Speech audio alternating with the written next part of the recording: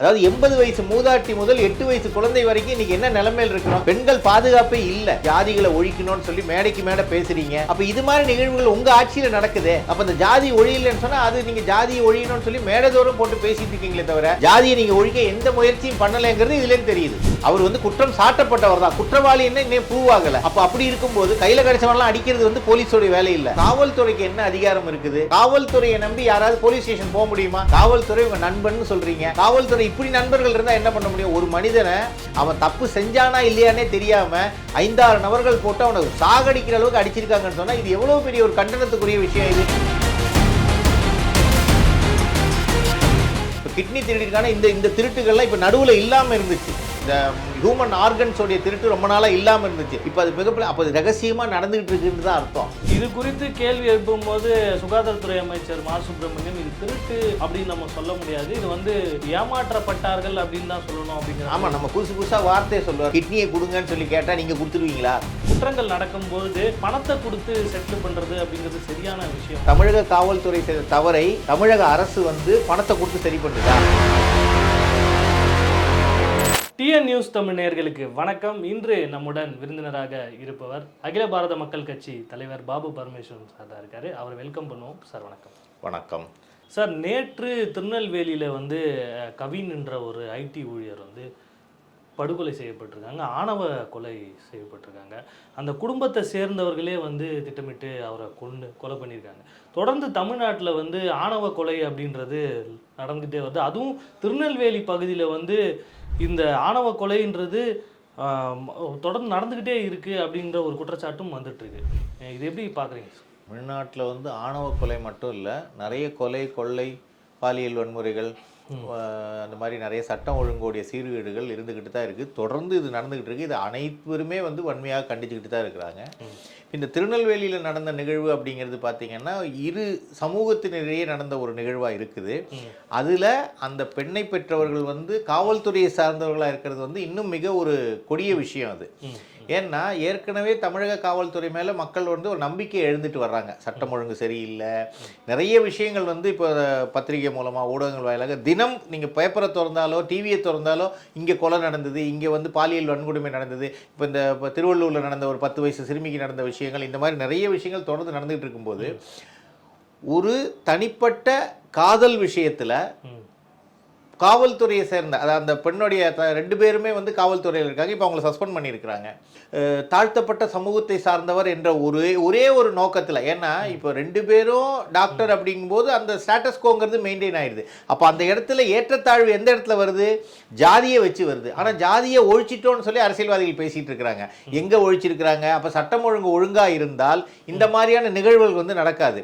அப்போ தமிழக முதல்வர் தன்னுடைய இந்த விடியா அரசோடைய பயணத்தை முடிச்சுட்டு சட்டம் ஒழுங்கை பாதுகாக்கணும். ஏன்னா வேற எந்த அமைச்சரும் இதுக்கு பொறுப்பேற்க முடியாது. ஏன்னா காவல்துறைங்கிறது நேரடி கண்காணிப்பில் முதல்வருடைய கண்காணிப்பில் இருக்கிற விஷயம். அதுலேயும் காவல்துறையை சேர்ந்த அப்பா அம்மாவே சேர்ந்து ஒரு பையனுக்கு திட்டம் போட்டு கொடுத்த மாதிரி இருந்தா அப்ப மக்கள் எப்படி காவல்துறையை நம்புவாங்க?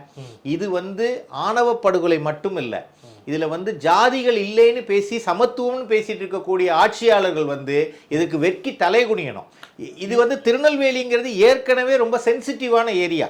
இப்போ நீங்கள் சிறுபான்மையினர் வாழக்கூடிய மேலப்பாளைய ஏரியா எடுத்தீங்கன்னா எப்போ கலவரம் வரும்னே தெரியாது.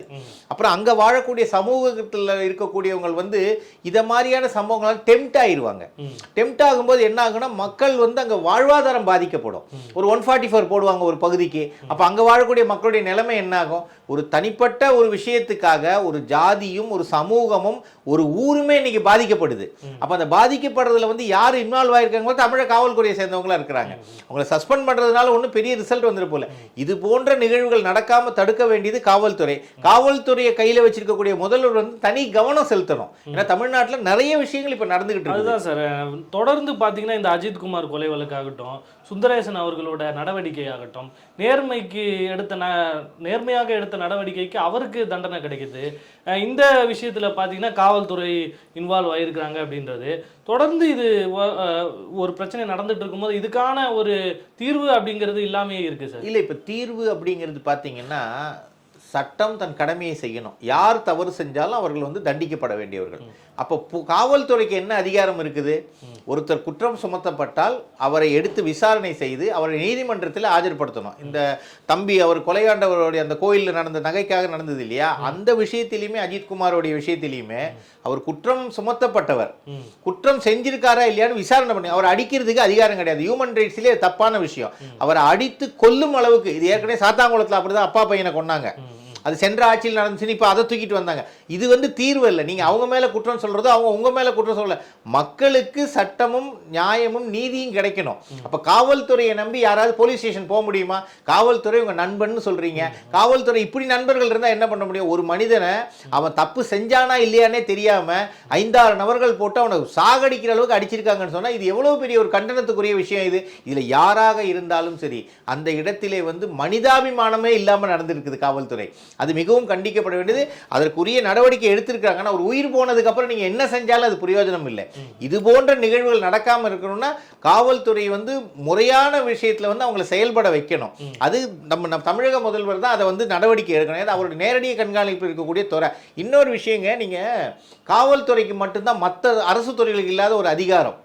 அப்பா மாதிரி அவங்கள வந்து கண்டிக்கிறதுக்கு இருக்கு, ஆனால் அவங்க தண்டிக்க ஆரம்பிக்கிறாங்க. அந்த அதிகாரத்தை மிஸ்யூஸ் பண்ணக்கூடாது அப்படிங்கிறத எங்களை போன்றவருடைய கருத்து. மேலும் இப்போ இந்த திருநெல்வேலியில் நடந்திருக்கிற விஷயம் வந்து ஏற்கனவே தருமபுரியில் நடந்துச்சு. இந்த மாதிரி பல நிகழ்வுகள் இருக்கு. இந்த ஆணவ படுகொலை அப்படிங்கிறது வந்து என்ன ஆணவம் இருக்கு?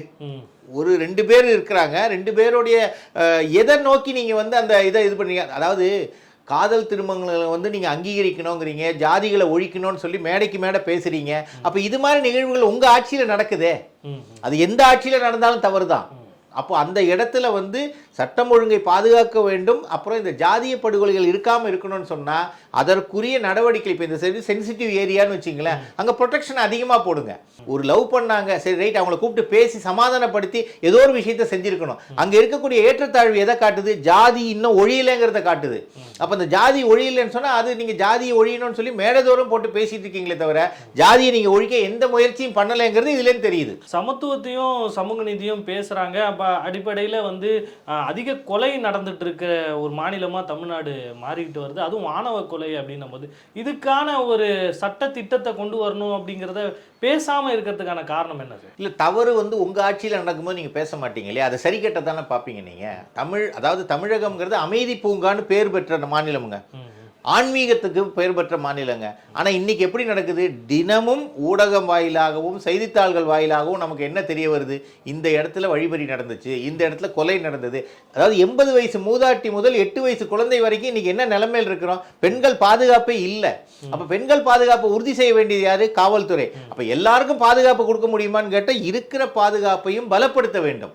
அப்போ குற்றவாளிகள் வந்து எப்படி வளர்க்கப்படுகிறார்கள்? குற்றவாளிகள் குற்ற செயலில் ஈடுபடும் போது அவனுக்கு பயமே இல்லாமல் போயிருச்சுல இன்னைக்கு.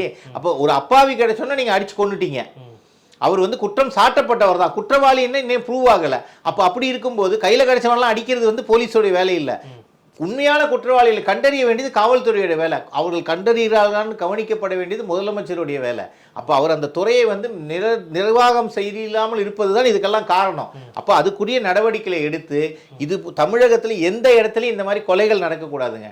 மக்களுடைய உயிருங்கிறது விலை மதிப்பற்றது. இந்த தைரியம் எந்த இடத்துல இருந்து வருது சார்? ஏன்னா தொடர்ந்து இந்த மாதிரி ஆணவ படுகொலையும் நடந்துகிட்டு இருக்கு, நிறைய பேருக்கு தண்டனை கிடைக்குது, சில பேர் வந்து இந்த தவறுகள் இருந்து வெளியே போறாங்க, இவ்வளோ விஷயங்கள் நடக்குது. அது மட்டும் இல்லாமல் இதே போல ஒரு நாமக்கல்ல கிட்னியை திருடி இருக்காங்க. கிட்னியை திருடி அவர் வந்து சுதந்திரமா அவரை வந்து நாங்கள் தேடிக்கிட்டு இருக்கோன்றாங்க, சுதந்திரமா வந்து சுத்திக்கிட்டு இருக்காரு, சிசிடிவி காட்சியில் இருக்கு அப்படின்ற ஒரு செய்தி வருது. அதாங்க, இந்த சுதந்திரம் எங்கேருந்து கிடைக்கும்? காவல்துறையோடைய செயல்பாடுகள் ரொம்ப குறைஞ்சிருச்சுங்க. அப்புறம் காவல்துறையோடைய கைகள் கட்டப்பட்டிருக்குன்னு நாங்கள் நினைக்கிறோம். ஏன்னா அவர்களுக்குரிய அதிகாரமும் அவர்களுக்குரிய அந்த ஒரு நடவடிக்கை எடுக்கிறதுக்கு அரசியல் குறுக்கீடு இருக்கக்கூடாது. அப்போ அரசியல் குறுக்கீடு இருந்துச்சுன்னா எனக்கு வேண்டியவங்க உங்களுக்கு வேண்டியவங்கன்னு சொல்லி வரும்போது நிச்சயமாக குற்றங்கள் நடந்து கொண்டே தான் இருக்கும். அந்த குற்றத்தை தடுக்க வேண்டிய காவல்துறை வேடிக்கை பார்த்து கொண்டு இருக்கக்கூடாது. வேடிக்கை பார்க்குதுன்னு தெரிஞ்ச முதலமைச்சர் என்ன பண்ணணும்? ஏன் அங்கே நடவடிக்கை எடுக்கலன்னு சொல்லி கேட்கணும். இவங்க கேட்காம இருந்துகிட்டு இருந்தாங்கன்னா அப்போ அவங்க எப்படி செயல்படுவாங்க? அதிகாரிகளுக்கு அதிகாரம் வழங்கப்பட வேண்டும். அது நியாயமான அதிகாரம் அதிகாரமாக இருக்க வேண்டும், தவறாக பயன்படுத்தக்கூடாது.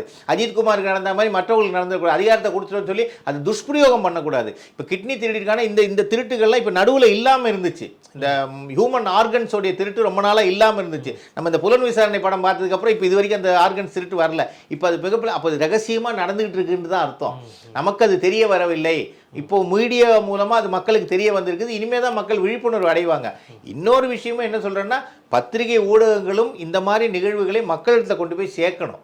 ஒரு சார்பா இருக்கக்கூடாது. ஆளும் கட்சிக்காகவோ எதிர்கட்சிக்காகவோ சார்பா இல்லாமல் மக்களுக்கு நன்மையாகவும் உண்மையான செய்திகளை கொண்டு போய் சேர்க்கணும். இந்த இடத்துல தவறு நடந்துச்சுன்னா அது யாரா இருந்தாலும் வெளிச்சம் போட்டு காட்டணும். அப்பதான் மக்கள் விழிப்படை வருவாங்க. ஏன்னா மக்கள் பிளைண்டா நம்புறாங்க. அரசியல் ஆகட்டும், ஒரு அதிகாரி ஆகட்டும், இல்லை இந்த மாதிரி டாக்டர் ஆகட்டும், அவன் உண்மையான டாக்டரானே ரொம்ப பேருக்கு தெரியாது. போலி மருத்துவர்கிட்ட போய் மாட்டுறாங்க, அவங்க ஏதோ கார்பரேட் வச்சிருக்கேன் அப்படிங்கிறாங்க. நிறைய விஷயங்கள் வந்து செய்திகள் வந்துகிட்டு தான் இருக்குது. மக்கள் விழிப்போட இருக்கணும், அரசாங்கமும் அதுக்கு ஒத்துழைப்பு தரணும். இப்போ இந்த மாதிரி பாருங்க, கிட்னி திருடவங்க எத்தனை பேர் இப்போ இனிமேல் லிஸ்ட் எடுப்பாங்க, எத்தனை பேர் கிட்னி போயிருக்குன்னே தெரியாது. அப்போ ஏதோ ஒரு படத்தில் வடிவேலு சொல்ற மாதிரி உன்னை உருவிட்டு விட்டுட்டாப்பா அப்படிங்கிற மாதிரி பேசிட்டு இருந்தோம்னா இது வந்து காமெடி கிடையாது, மக்களுடைய வாழ்வு. இது குறித்து கேள்வி எழுப்பும் போது சுகாதாரத்துறை அமைச்சர் மா சுப்பிரமணியம் இது திருட்டு அப்படின்னு நம்ம சொல்ல முடியாது, இது வந்து ஏமாற்றப்பட்டார்கள் அப்படின்னு தான் சொல்லணும் அப்படிங்கிற. ஆமா, நம்ம புதுசு புதுசா வார்த்தையை சொல்லுவார் மாசு. வந்து பாத்தீங்கன்னா எல்லாத்துக்குமே ஒரு மாற்று வார்த்தை சொல்லுவாருங்க. அப்ப தெரியாம எடுத்தா அதுக்கு பேர் திருட்டு தானே. ஏனால வந்து தெரியாமல் எடுக்கல அது அப்படின்னு சொல்றாங்க, தெரிஞ்சுதான் எடுத்திருக்காங்க. எப்படிங்க தெரிஞ்சு எடுக்கிறதுக்கு ஒருத்தர் ஒத்துப்பாரா? உங்க கிட்னியை கொடுங்கன்னு சொல்லி கேட்டா நீங்க கொடுத்துருவீங்களா? மாசு விட்டு நான் கேட்குறேன், மா சுப்பிரமணியம் சுகாதாரத்துறை அமைச்சர் தானே, அவர்கிட்ட வந்து உங்கள் கிட்னி எனக்கு கொடுங்கன்னு கேட்டால் நீங்கள் கொடுப்பீங்களா? அப்போ நீங்கள் ஹாஸ்பிட்டலுக்கு வேறு ட்ரீட்மெண்ட்டுக்கு போகிற உங்கள்கிட்ட தெரியாமல் நான் எடுத்துகிட்டு உங்களுக்கு மயக்க மருந்துன்னு கொடுத்தா அது தெரியாமல் எடுத்தது தாங்க, மன்னிச்சு விட்ருங்கன்னு சொல்ல முடியுமா நம்ம? இது திருட்டு தான். திருட்டுன்னு சொன்னால் அப்போ அந்த ஆர்கனுக்கு ஏதோ வேல்யூ இருக்குது, அது எங்கேயோ பிஸ்னஸ் நடந்துகிட்டு இருக்குதுங்கிறது வந்து நம்மளுடைய மிக கேடுகட்டத்தனமான ஒரு நிலைமை. அதுக்கு விளக்கமெல்லாம் கொடுக்க முடியாது. மக்களுடைய தமிழகத்தில் கந்துவட்டி தடை சட்டம் இருக்கு, குறிப்பாக கந்துவட்டிக்காக தான் கிட்னியை கொடுத்தாங்க அப்படின்ற செய்தியும் வந்திருக்கு. அதாங்க இப்போ இந்த கந்துவட்டிக்காரர்கள்லாம் எந்த பலத்தில் வந்து இவ்வளோ தூரம் பண்ணிட்டு இருக்கிறாங்க? அரசியல் பின்புலம் இருக்குது. ஏன்னா இவர்களுடைய பணமே அங்கே போய் கந்துவட்டியா போகுதுன்னு குற்றச்சாட்டு மக்கள் சொல்லிட்டு தான் இருக்கிறாங்க. ஒரு காவல்துறையோடைய பர்மிஷன் இல்லாமல், காவல்துறைக்கு தெரியாமல் எந்த தவறுகளும் நடக்க முடியாது. ஏன்னா அதை கரெக்டாக அவங்க லிஸ்ட்டு வச்சிருக்கிறாங்க. இந்த திருட்டு இந்த மாதிரி நடந்திருக்குன்னா அந்த திருடனை பிடிக்கிறதுக்கு உண்டான எல்லா சாத்தியம். ஏன்னா இன்டர்போல் அளவுக்கு புகழ் பெற்றது நம்மளுடைய தமிழக காவல்துறை. ஆனால் இன்னைக்கு செயல்பட முடியாமல் இருக்கிறாங்க. அப்படி இருக்கும்போது இந்த மாதிரியான கந்து வட்டி கொலைகள் இப்போ யார் வட்டிக்கு விடுறாங்கிறது ஊரில் தெரியாதா? யாருக்கும் அந்த ஊரில் போலீஸுக்கு தெரியாதா? இல்லை மற்றவர்களுக்கு தெரியாதா? தெரிந்துதான் நடக்கிறது. இப்போ பேங்கிங்கில் வந்து இல்லைன்னு சொன்னால் கந்து வட்டிக்காரர்கள் தான் இன்னைக்கு கோல வச்சுக்கிட்டு இருக்கிறாங்க.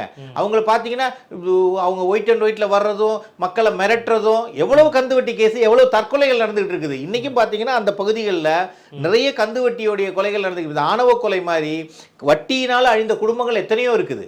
இது எல்லாமே தொடர்ந்து கொண்டு தான் இருக்குது. இந்த அவல நிலைகள்லாம் மாறணும் அப்படின்னு சொன்னால் சட்டம் கடுமையாக்கப்படணும், கடுமையாக நடைமுறைப்படுத்தணும், சரியாக பயன்படுத்தணும், அதை தவறாக பயன்படுத்தக்கூடாது.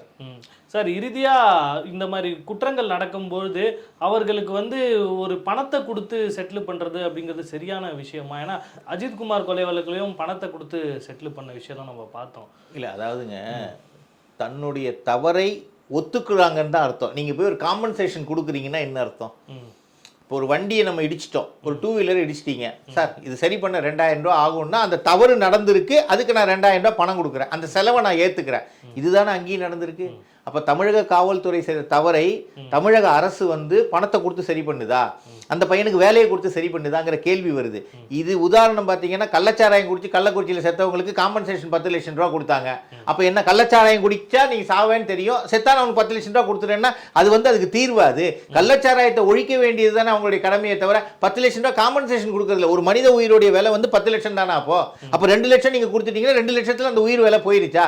அந்த பையன் 50 வருஷம் வாழ்ந்திருப்பார், 100 வருஷம் வாழ்ந்திருப்பாரு, இன்னும் எவ்வளவோ சாதனை. அந்த குடும்பத்துக்கு ஒரு ஆண் துணை இல்லாம போயிருச்சு இல்லைங்க. இப்போ அந்த 2வது அந்த பையனுக்கு வேலை கொடுத்தாங்க, அந்த பையன் எனக்கு வேலையே வேணான்ட்டாரு. அப்ப நிர்பந்தப்படுத்தி கொண்டு போய் கொடுத்துருக்காங்க. இதை வச்சு அவங்களை வந்து இனிமே நீங்க ஃபர்தரா எதுவும் போகாதீங்கன்னு சொல்லி ஏதோ ஒரு அழுத்தம் கொடுக்கப்பட்டிருக்கிறது. பணத்தால உயிர் பலியை ஈடு செய்ய முடியாது. அதே மாதிரி எந்த பொருளாலையுமே ஈடு செய்ய முடியாது. அது தவறான முன்னுதாரணம். எந்த உயிருக்கும் விலை நிர்ணயம் பண்ண நீங்க யாரு?